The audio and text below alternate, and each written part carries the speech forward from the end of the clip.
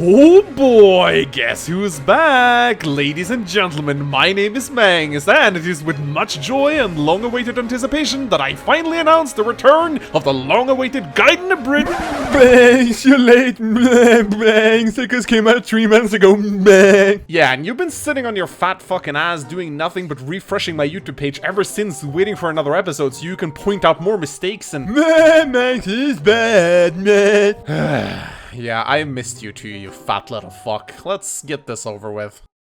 So, when we last left off, about 3+ months ago, Alm and Celica had their little lovers quarrel, and a fucking giant plot earthquake split the world in two because it was convenient. And with no fucking masked knight to save Celica's sorry ass this time, she still managed to survive. Hashtag Gaiden was less sexist confirmed. The first thing we get confronted with on this new land is a mysterious foe we have not encountered before. Who could this alien axe-wielding entities be? I don't think we've ever seen them before in a Fire Emblem game.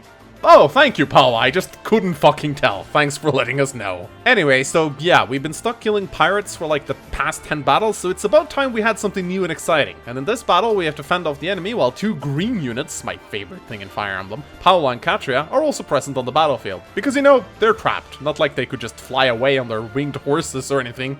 On the western flank of Celica's party is a single bridge that might as well have Point Choke of Chokesville written all over it. Sadly, Saber and Valbar, our 2 tankiest units, are stuck on the other side of the map, because battle preparations are for casuals. Oh well, I guess it's time for Kamui's moment in the sun.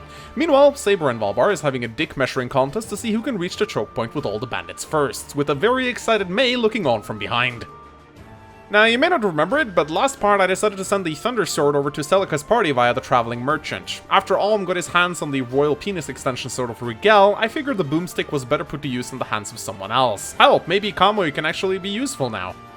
So we have a perfect choke point up north with Valbar spearheading the bridge. This will go swimmingly if only the Pegasus Knights stay out. I'm a green unit! It's always what they fucking do. Every single fucking time. Leon is having a bit of an archer duel down south, and I was just reminded of how much I fucking love this guy in Gaiden. And then I get a level up and I'm reminded why I hate this game again. I love how Gaiden jolts your small feeling of pleasure away like a well-functioning depressant on a rainy day.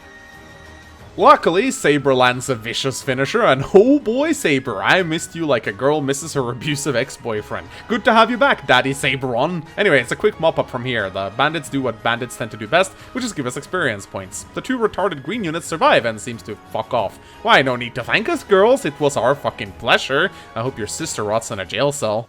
So Celica just found out that she dropped her wallet back in the port town, so we have to go back and look for it. And what do you know, the Pegasus sisters are here, again. But this time, they want to join us. I guess since Claire is over in Alm's party, you can join for now. Paula here says something about an Est?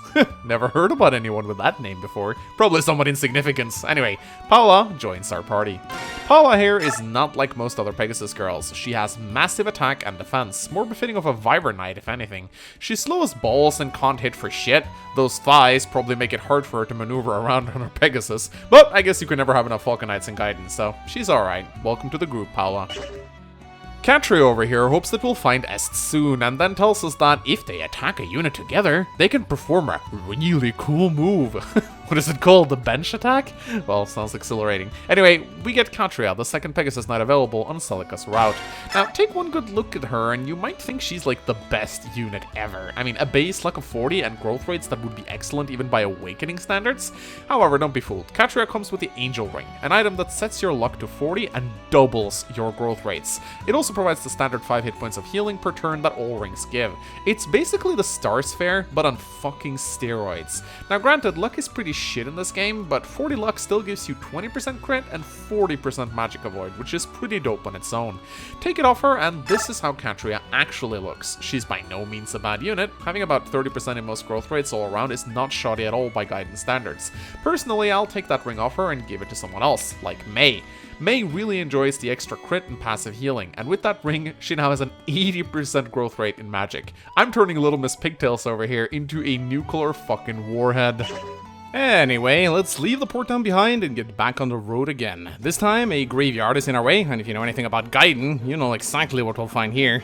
I guess it's a nice change of pace from all the pirates and bandits. This graveyard actually provides you with another way of grinding, as you can come back here to fight monsters, and it can actually spawn a pretty big variety of different monsters. Hashtag diversity is our strength. You can get normal zombies, bone walkers, gargoyles, and even some other rare kinds of monsters.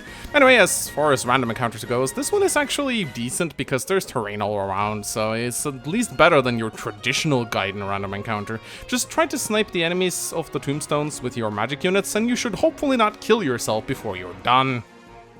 However, just as we're done dealing with the fucking zombie infestation, we get ambushed by a bunch of freaking myrmidons, and then getting the first turn actually ends up mattering a whole fuck ton, because they spawn right next to us. This is about as annoying as New Mystery of the Emblem ambush spawns. Complete fucking bullshit, and you can do nothing unless you can predict the future.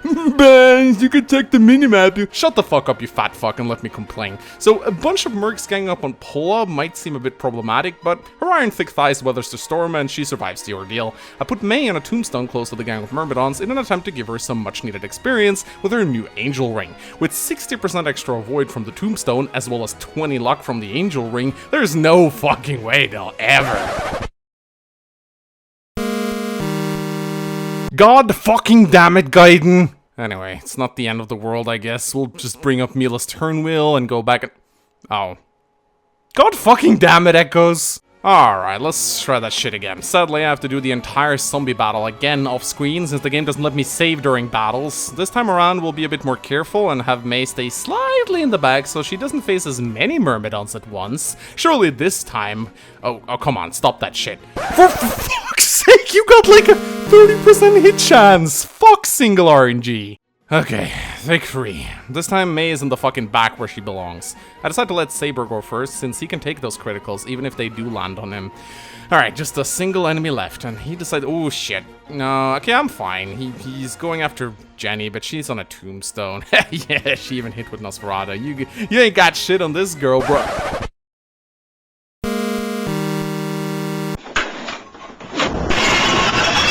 Okay, I'm fucking done. Let's play over. Uninstalling Gaiden. Fuck this game. Hashtag don't play Gaiden, bro. I'm going back to Echoes and it's fucking turn wheel piece of shit game design. Fuck this fucking game and everything it fucking stands for. Hashtag military is better than this piece of fucking shit. Go kill yourself.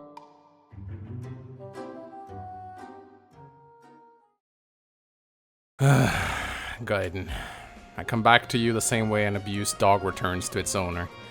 Anyway, let's just fucking continue. I hate this encounter and everything it stands for. Let's get the fuck out of this fucking shit yard before any more zombies and myrmidons shows up. Alright, so, village time. One of the residents almost mockingly informs us that in a nearby shrine you can revive the dead. Thanks, that would have been useful information to have prior to coming in here. And yes, I know what some of you guys are saying at this point. Bangs, you should have known that because you played Echoes.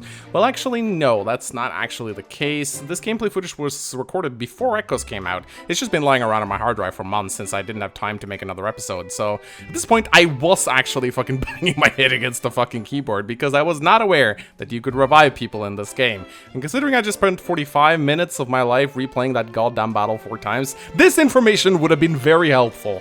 Fuck you, Gaiden. Fuck you. Anyway, in this village we meet Atlas, the one and only villager available in Celica's party. Unlike the scrubs who started out in the Alm Squad, Atlas comes as a level 10 villager with a pretty impressive base power of 14, though his other stats certainly aren't fantastic. In the growth rates department, his attack growth is the only good thing about him. Atlas will hit hard, he'll often miss, and won't reliably double anything but the slowest of enemies, but he does come ready to be promoted from the get-go, so we'll need to find a Mila statue, which is conveniently exactly where we're headed next. Anyway, we head out, and for fuck's sake, Gaiden, really? I don't want to be in this place anymore. Please make it stop. Anyway, I noticed that one of the zombies actually gave me crazy experience this time around, and that's because it's not a zombie, but actually a mummy. See the difference? No, me neither. You'll seldom notice these guys unless you actually look for them, because, you know, they both look and feel like normal zombies. Except that they give you an obscene 72 experience points on easy mode, so they're basically bloated, inflated bags of level ups waiting to be collected, which I certainly do with pleasure.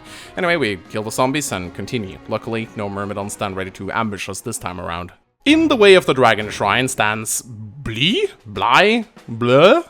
Let's just call him Bly. The Myrmidon, and wait a minute. This is a copy of the map from Act 1, like a picture-perfect copy. Like, only the enemy units are different. The boss of this chapter is even in the same area as 313 Merc used to be in, and Bly is just basically a better version of him with a portrait? Speaking of which, why does this guy have a portrait? You almost want to think he's recruitable or something. I mean, it's not like any of the other mini-bosses in this game have portraits. I guess they just had a portrait lying around and just wanted to slap it on someone. They can't fault them. My strategy for this map is to use one of my Pegasus Knights to keep Bly occupied by flying around him in circles. Since he tries to move over the mountain, he just moves one space every turn, so this is rather easy to accomplish. This gives me as much time as I want to mop up the rest of the scrubs. However, dealing with Bly himself will be no easy task. He carries the Shadow Sword, which has ludicrously high might, but also the backfire rate of the Devil Weapon. In Gaiden, Dread Fighters are actually completely immune to this backfire rate, but luckily for us, Bly is no Dread Fighter, though he will still strike like a fucking truck. Sounds like we'll need some expendable targets for him to occupy himself with. Hey, Jenny, you know what to do.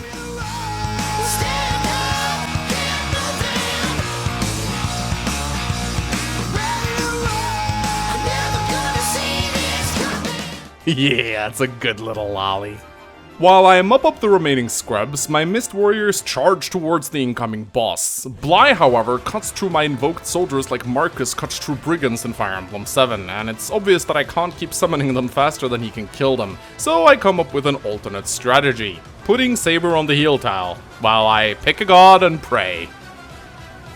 Bly hits every bit as much as a truck as I expected him to, dealing 16 damage through Saber's sky-high defense. Luckily, Saber doubles, so he brings him low enough for Leon to finish him off with style. He leaves behind his Darkness Sword, as previously mentioned, with its 13 might. It's one of the hardest hitting weapons in the game, but it has a 21% minus luck chance to backfire. I'll put this in the convoy for the time being, but once I get a Dread Fighter, I'm sure to bring this bad boy back again. So finally, at long last, it's time to enter the mysterious Dragon Shrine. I'm sure this is going to be a long, complex, and multi-layered dungeon that eventually leads up to the climatic battle of, Oh, that's right. I forgot what game I was playing there for a moment. So yeah, this is basically the island encounter, but on steroids. Instead of facing a single zombie dragon, we are now facing 3 of the fuckers. However, shall we deal with so many of them?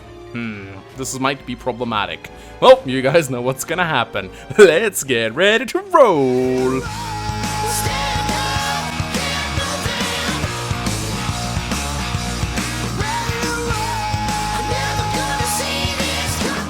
It's kinda sad how a battle against 3 dragons feel a lot less epic than 1. On the island, the solitary dragon posed a much bigger threat to your party, but now they're just kinda big inflated blobs of hit points and defense.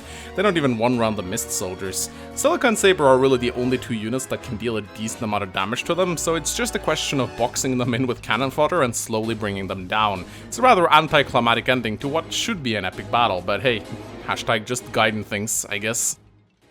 So, after conquering the zombie dragon, it's time for some promotions. First off, Kamui gets his much needed promotion to Myrmidon. 4 skill, 4 speed, and 3 hit points is sure to put him back into the game, though he will always be discount Saber in my eyes. With Atlas, however, I was considering going the route of, accepting whatever promotion I got first, but then I reconsidered. Since there are no Cavaliers in Celica's party, I felt it natural to use Atlas to fill that gap. He may not be as fast as Cliff, but he'll surely hit hard enough to make up for it. I hope.